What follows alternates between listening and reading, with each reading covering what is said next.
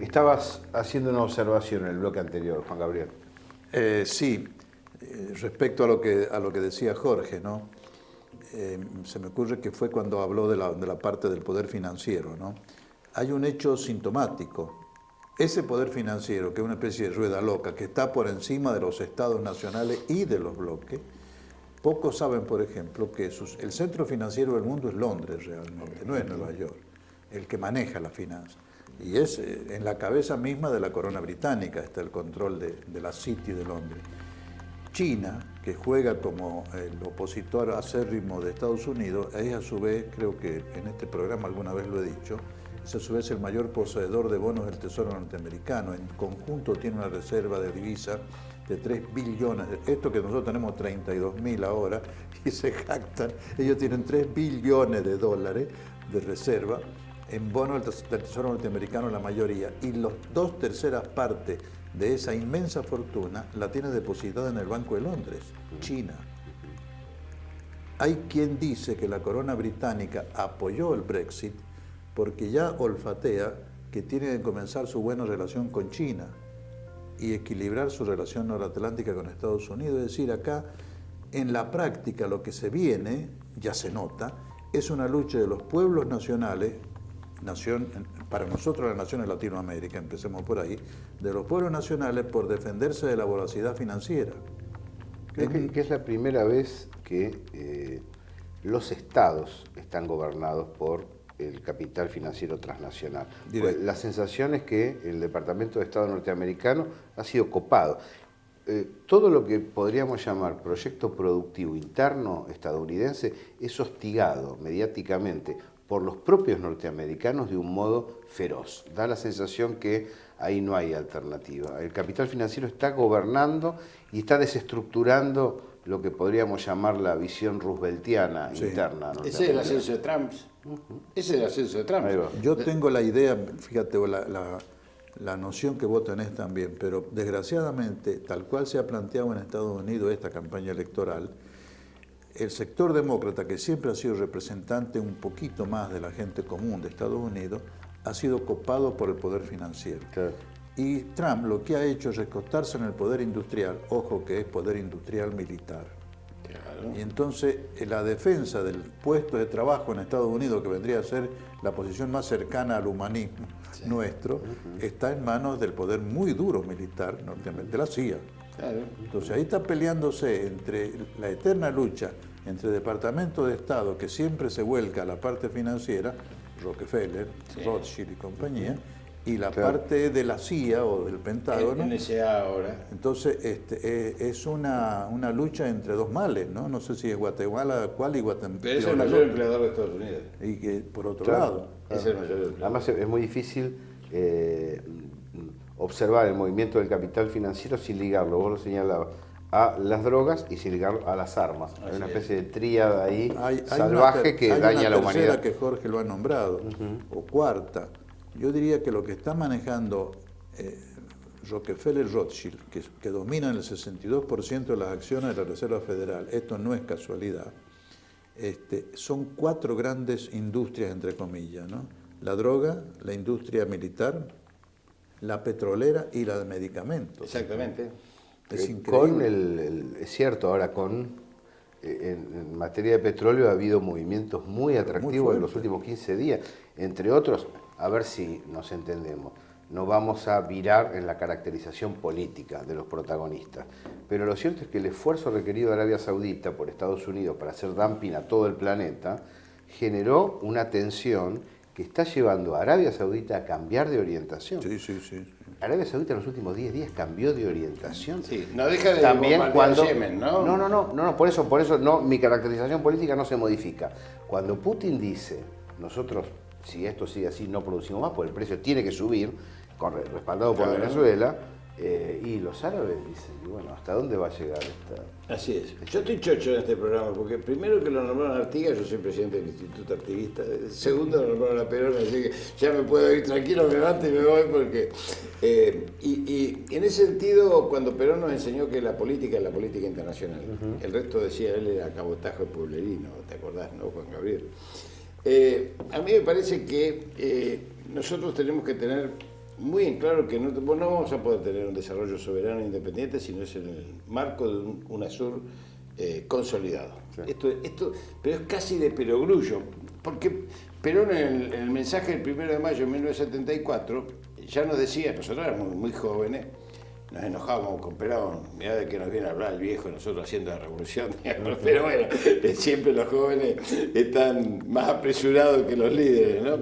Y él nos hablaba de que el futuro era de los continentalismos, ¿sí? Esto lo dijo taxativamente, los continentalismos o los países continentales. Hoy los países continentales son China, Rusia, India, Estados Unidos, y después son todos bloques continentales. ¿No? Metol Ferrer fue de los pocos que entendió el discurso del 53 claramente. Lo entendió muy bien, sí. Fue el único. Y el único uruguayo, te diría. Argentino oriental, como él decía. El único uruguayo. Pero no, con esto venía a cuento de que Perón lo intentó con el ABC, lo intentó con el Atlas, con los trabajadores, lo intentó con la reunión de estudiantes en Bogotá en el año 48, que también la relata García Lupo con Bramuglia y compañía, que justo fue el día del Bogotazo. O sea que Perón intentó esto porque sabía, digamos, la cabeza de Perón en lo estratégico era una cabeza realmente superior. Claro. Yo creo que hay dos Perón todavía no explotados desde el punto de vista del ícono. Uno es el Perón estratega y el otro es el Perón filosófico, ¿no? Que son el Perón que todavía no ha emergido, pero fíjate vos cómo la herramienta de la comunidad organizada hoy está expresada por el Papa Francisco, digamos, en la humanización de la política como eje de construcción de los nuevos modelos sociales. Yo estoy de acuerdo, vos sabés que hasta qué punto, nada más que ponemos el cono de silencio porque estamos hablando para todo el mundo de habla hispana y después nos dicen que los argentinos le damos solución a todo el mundo. Ahora, cuando vos ves los procesos de maduración, tanto chino como ruso, vos te encontrás con que la tercera posición ingresa a una zona que estaba vertebrada sobre una zona, una sola visión, ¿no? Abren el juego y hay economías tripartitas con Estado, privado y social, ¿no? Ahí de la economía china. Es más, los chinos acaban de aprobar su 13º plan quinquenal. O sea que si nosotros hubiésemos... No hubiera habido golpe de Estado en el 55. No hubiese, digo, un rol en la comunidad internacional tendríamos. Pero a mí lo que más me interesa rescatar del peronismo y de la humanización de la política es este eje del modelo biocéntrico que nos dejó Perón, que a diferencia de los modelos materialistas, economicistas, econométricos, del eurocentrismo filosófico, nos han permitido a nosotros gestar, no por agrandado como bien decís, no porque tenemos a Messi y al Papa, no, es porque en realidad hemos tenido la única revolución nacional, popular, latinoamericana, consolidada, justamente porque tiene doctrina, filosofía e ideología y 70 años de historia. Y esto lleva a que ellos también lo sepan, porque si nosotros comparamos las observaciones de Winston Churchill y las de Condoleezza Rice con tantas décadas de distancia, el problema es el peronismo. Yo creo que el problema desde hace 60 o 70 años es el peronismo, pero aún así Perón no nació de un repollo por generación espontánea o algo así. Obviamente. Perón representa una línea histórica en la Argentina, así es. Sin hacer ningún tipo de chauvinismo ni de tontería de orgullo nacional, claro. Localista. El primero que da el grito es Artigas, que ni siquiera hoy es argentino, en aquel momento sí era argentino, porque argentino éramos todos, o de la Confederación del jefe de los pueblos libres. El jefe de los pueblos libres, protector de los pueblos libres. Primera Constitución Nacional. Claro, Artigas es el primero que tiene una visión estratégica. Hay un libro que acá en Buenos Aires a lo del interior se le da poca importancia, escrito por un misionero que viene de la época de Forja, ha sido compañero de Jaurechi y de Scalabrini Ortiz, Salvador Cabral. Sí. Es un senador por Misiones, compañero. Sí. Sí. Tiene una serie de libros sobre Artigas, uno sobre Andresito Artigas, el indio, sí. Y un estudio extraordinario sobre el Mercosur. Conviene leerlo. Y él hace ver cómo Artigas tuvo una visión geoestratégica, en todo caso geopolítica, sudamericana, en su accionar, que por supuesto desde Inglaterra vía Portugal y los porteños, el grupo porteñista lo liquidaron y por eso lo maltrataron. Pero uno sigue ese hilo conductor. Artigas lo plantea en 1811. Claro. Y San Martín, cuando hace su campaña, va hacia el norte y prefiere dejar el mando en Bolívar porque él es el que podía vencer y unir, era porque había un acuerdo con el nuevo Bolívar. Bolívar al principio no estaba de acuerdo con la integración latinoamericana. Se da cuenta que después que lo tienen que hacer, y por allá por el 1820, 1818-20, se vuelca a la concepción de unidad latinoamericana, y este es el acuerdo de Guayaquil, al margen de que San Martín tuviera que dejarlo por... Te recomiendo 2 libros más de Artigas y de Andresito, que son, como vos bien decís, los autores del interior están desconocidos. Uno es el Pancho Senegaglia, autor entrerriano, que tiene una saga, entre ellos un libro que se llama La Otra Revolución. Mira, no lo conozco. La Otra Revolución. Confieso que no lo conozco. Y el otro es Eduardo Nocera, que acaba de sacar un libro de más de 1400 páginas en 2 tomos, ¿Quién es Artigas?, que es un relato impresionante sobre esto, porque además hay una cuestión. En las instrucciones de 1813, Artigas, que no le aceptan los delegados, es justamente porque viene con esas instrucciones, desde la reforma agraria hasta el traslado de la capital y la multiplicación de los pueblos. Instrucciones que fueron construidas democráticamente. 2000 personas. Circulación por los pueblos de la banda. Artigas es el primer conductor nacional y popular, no un simple nacionalismo elitista. Te voy a decir lo que dice el Pancho Senegaglia, que es el primer presidente argentino. realmente. Mientras Rivadavia representaba a una ciudad apenas, Sí. Este hombre representaba 14 Y provincias. claro, casi todo el país, porque era Córdoba, Santiago del Estero, todo el litoral y lo que hoy es la República Oriental del Uruguay, los orientales. Y el Pancho Senegaglia dice una frase maravillosa para mí. Como es psicólogo, puso una frase casi que yo la uso de frontispicio, diría, pero que dice: Artigas logró el sincretismo de las subjetividades entre los pueblos originarios, los mulatos, los negros, los zambos. Los mejores americanos. Los mejores americanos. Bueno, esto lo hace notar mucho Cabral también, ¿no? Exactamente. Y por eso mismo yo creo que lo persiguieron a Artigas, y más que Artigas aún todavía lo persiguieron a Andresito Artigas. Murió preso, murió en la cárcel. Sí, sí. Pero a mí me gustaría abrir un matiz del asunto, que es lo que nos interesa de cerca.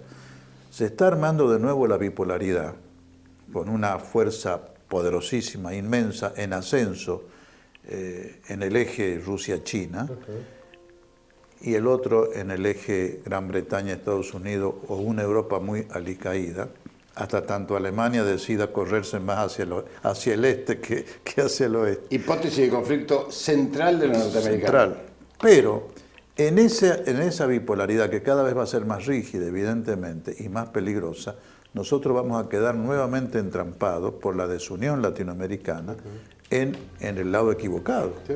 Así es. Entonces, es vital que comprendamos que todo lo que está haciendo este gobierno, que lo hace más por ideología que por realpolitik, lo hace más por preconceptos, todo lo que está haciendo es bombardear la unidad latinoamericana, sacarnos del Mercosur. Yo creo que incluso eso, minimizar el Mercosur y volcarnos al pacto trasandino, porque es Estados Unidos el que necesita Latinoamérica como mercado cautivo.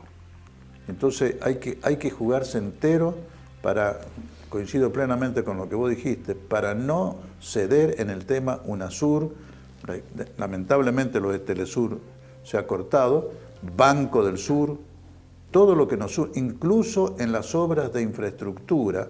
Ahí hay no menos de 10, 11 obras de infraestructura multinacionales en la región que nosotros tendríamos que apoyar, porque esto es lo que le va a dar cohesión a Sudamérica. Cuando Juan Gabriel dice del lado equivocado, no está hablando solamente de algo justo. Si hay uno de los polos que vence estratégicamente en el planeta, sobran 3.000, 4.000 millones de personas, las tienen que aniquilar, porque el proyecto productivo necesita saberes, manos, necesita construcción, mientras que el poder rentístico lo que hace es destruir mano de obra, por lo tanto vidas. Ahí seguimos, fíjese.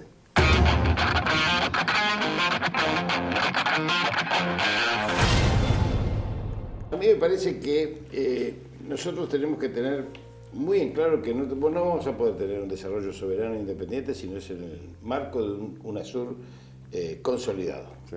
Esto, pero es casi de perogrullo, porque Perón en el mensaje del 1 de mayo de 1974 ya nos decía, nosotros éramos muy jóvenes, nos enojábamos con Perón, mirá de que nos viene a hablar el viejo, nosotros haciendo la revolución, pero bueno, siempre los jóvenes están más apresurados que los líderes, ¿no?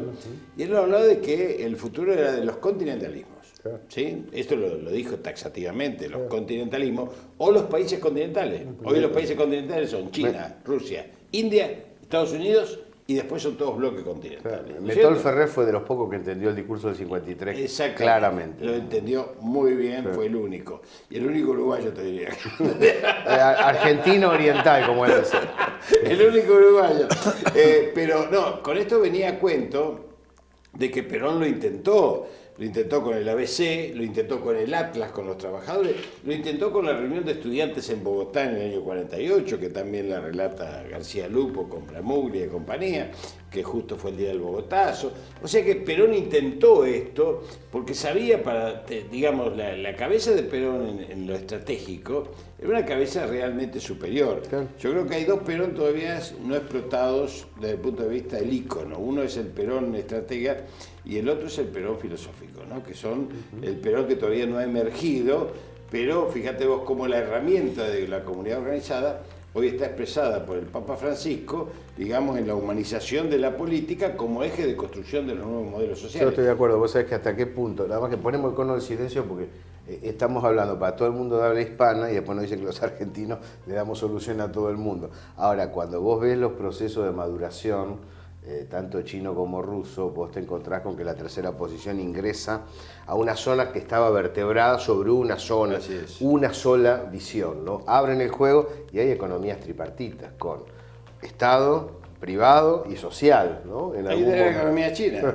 Es En más, algún los chinos momento. acaban de aprobar su 13º plan quinquenal. O sea que si nosotros hubiésemos... No hubiera habido golpe de Estado en el No 55. hubiese, digo, un rol en la comunidad internacional tendríamos. Pero a mí lo que más me interesa rescatar del peronismo y de la humanización. De acuerdo con la Claro. integración latinoamericana.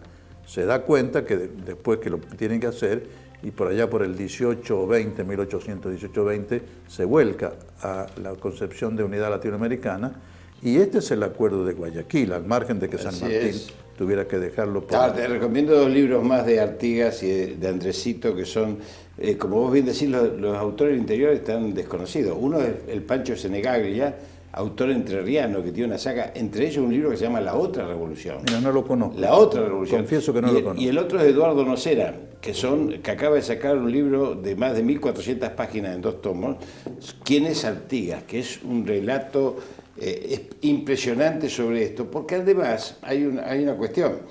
En las instrucciones de 1813, Artigas, que no la aceptan los delegados, es justamente porque viene con esas instrucciones, desde la reforma agraria hasta el traslado de la capital y la multiplicación de los pueblos. Instrucciones que fueron construidas democráticamente. 2000 personas. Circulación por los pueblos de la banda. Artigas es el primer conductor nacional Claro. y popular, no un simple nacionalismo Te voy a elitista. decir lo que dice el Pancho Senegaglia, que es Sí, el primer psicólogo. presidente argentino Sí, que sí, ve. realmente. Mientras Rivadavia representaba a una ciudad apenas, Sí. este hombre representaba 14 Y provincias. claro, casi todo el país, porque era Córdoba, Santiago del Estero, todo el litoral y lo que hoy es la República Oriental del Uruguay, los orientales. Y el Pancho Senegaglia dice una frase maravillosa para mí. Como es psicólogo, puso una frase casi que yo la uso de frontispicio, diría, pero que dice: Artigas logró el sincretismo de las subjetividades entre los pueblos originarios, los mulatos, los negros, los zambos. Los mejores americanos. Los mejores americanos. Bueno, esto lo hace notar mucho Cabral también, ¿no? Exactamente. Y por eso mismo yo creo que lo persiguieron a Artigas, y más que a Artigas aún todavía lo persiguieron a Andresito Artigas. Murió preso, murió en la cárcel. Sí, sí. Pero a mí me gustaría abrir un matiz del asunto, que es lo que nos interesa de cerca. Se está armando de nuevo la bipolaridad, con una fuerza poderosísima, inmensa, en ascenso en el eje Rusia-China, y el otro en el eje Gran Bretaña-Estados Unidos, o una Europa muy alicaída, hasta tanto Alemania decida correrse más hacia el este que hacia el oeste. Hipótesis de conflicto central de los norteamericanos. Central. Pero en esa bipolaridad, el representante un poquito más de la gente común de Estados Unidos ha sido copado por el poder financiero. Claro. Y Trump lo que ha hecho es recostarse en el poder industrial, ojo que es poder industrial militar. Claro. Y entonces la defensa del puesto de trabajo en Estados Unidos, que vendría a ser la posición más cercana al humanismo nuestro, está en manos del poder muy duro militar norteamericano, de la CIA. Claro. Entonces ahí está peleándose entre la eterna lucha entre Departamento de Estado, que siempre se vuelca a la parte financiera, Rockefeller, Rothschild y compañía, y la parte de la CIA o del Pentágono. NSA ahora. Entonces, es una lucha entre dos males, ¿no? No sé si es Guatemala cuál y Guatemala. Pero es el mayor empleador de Estados Unidos. Y que, por otro lado. Es el mayor empleador. Además es muy difícil observar el movimiento del capital financiero sin ligarlo, vos lo señalabas, a las drogas y sin ligarlo a las armas. Hay una especie de tríada ahí salvaje que daña a la humanidad. Hay una tercera que Jorge lo ha nombrado, o cuarta. Yo diría que lo que está manejando Rockefeller Rothschild, que dominan el 62% de las acciones de la Reserva Federal, esto no es casualidad, son cuatro grandes industrias, entre comillas, ¿no? La droga, la industria militar, la petrolera y la de medicamentos. Exactamente.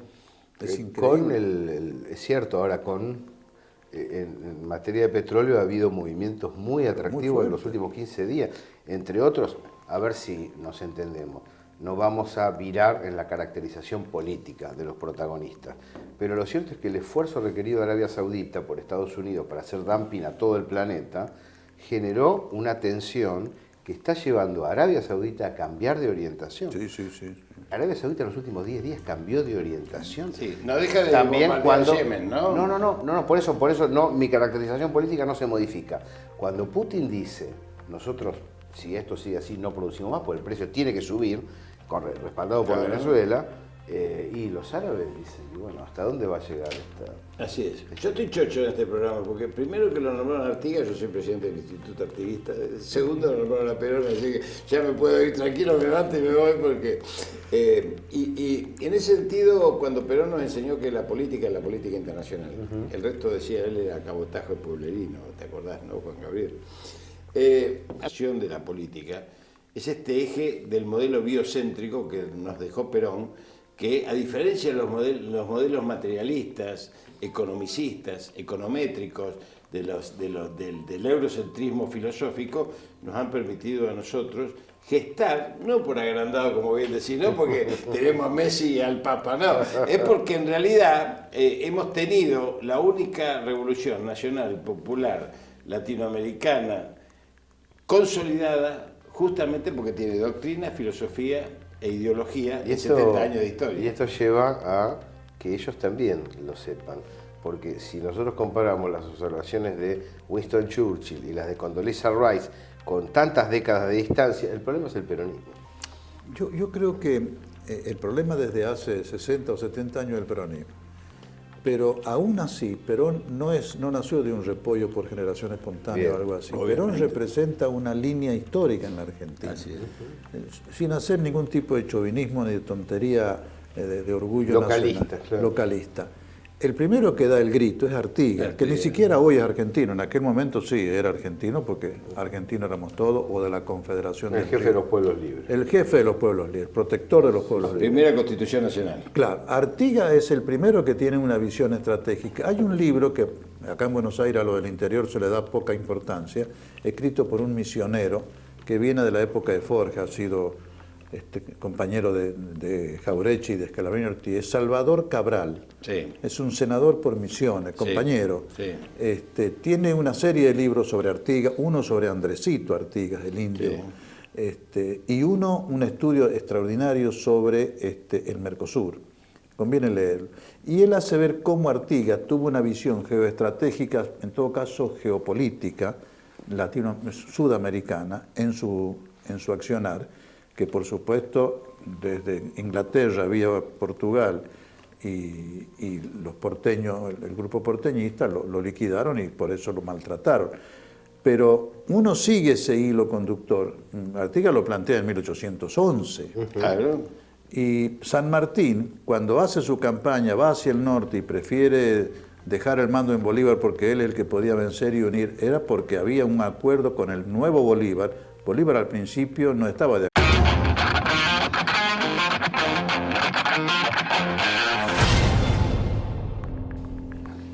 Estabas haciendo una observación en el bloque anterior, Juan Gabriel. Sí, respecto a lo que decía Jorge, ¿no? Se me ocurre que fue cuando habló de la parte del poder financiero, ¿no? Hay un hecho sintomático ese poder financiero, que es una especie de rueda loca, que está por encima de los estados nacionales y de los bloques, pocos saben, por ejemplo, que el centro financiero del mundo es Londres realmente, no es Nueva York, el que maneja la finanza. Y es en la cabeza misma de la corona británica está el control de la City de Londres.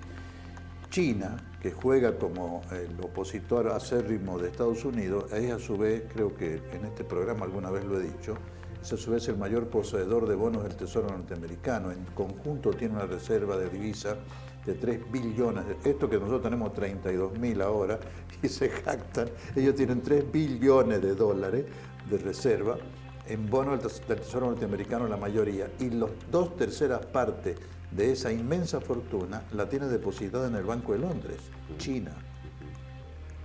Hay quien dice que la corona británica apoyó el Brexit porque ya olfatea que tiene que comenzar su buena relación con China y equilibrar su relación noratlántica con Estados Unidos. Es decir, acá en la práctica lo que se viene, ya se nota, es una lucha de los pueblos nacionales, para nosotros las naciones de Latinoamérica, empecemos por ahí, de los pueblos nacionales por defenderse de la voracidad financiera. Creo que es la primera vez que los estados están gobernados por el capital financiero transnacional. Pues la sensación es que el Departamento de Estado norteamericano ha sido copado. Todo lo que podríamos llamar proyecto productivo interno estadounidense es hostigado mediáticamente por los propios norteamericanos de un modo feroz. Da la sensación que ahí no hay alternativa. El capital financiero está gobernando y está desestructurando lo que podríamos llamar la visión rooseveltiana interna. Ese es el ascenso de Trump. Ese es el ascenso de Trump. Yo tengo la idea, fíjate, la noción que vos tenés también, pero desgraciadamente, tal cual se ha planteado en Estados Unidos esta campaña electoral, el sector demócrata, que siempre ha